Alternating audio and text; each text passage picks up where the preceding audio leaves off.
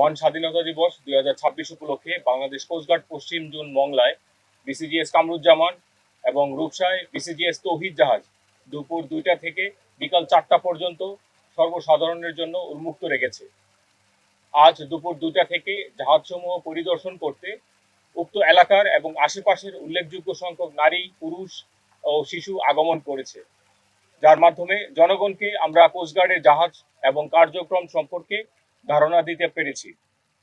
Coast guard জাহাজসমূহ সম্পর্কে মানুষের কৌতূহল এবং বিভিন্ন প্রশ্নের জবাব দিয়েছেন আমাদের জাহাজের দায়িত্বশীল কর্মকর্তা এবং নাবিকগণ।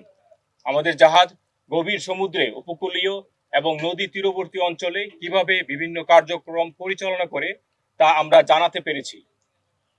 পাশাপাশি আমরা উদ্ধার ও অনুসন্ধান কার্যক্রম, অবৈধ অনুপ্রবেশ ও চোরাচালান প্রতিরোধ, জলদস্যুতা দমন, মৎস্য ও প্রাকৃতিক সম্পদ রক্ষা এবং যুদ্ধ কৌশল সম্পর্কে আগত দর্শনার্থীদের ধারণা দিতে সক্ষম হয়েছি। এছাড়াও দেশের আইন শৃঙ্খলা পরিস্থিতির নিয়ন্ত্রণে বাংলাদেশ কোস্টগার্ড 24 ঘন্টা টহল জারি রেখেছে, যার মাধ্যমে কোস্টগার্ডের আওতাধীন উপকূলীয় এবং নদী তীরবর্তী অঞ্চলে আইন শৃঙ্খলা পরিস্থিতি অনেকাংশেই উন্নত হয়েছে।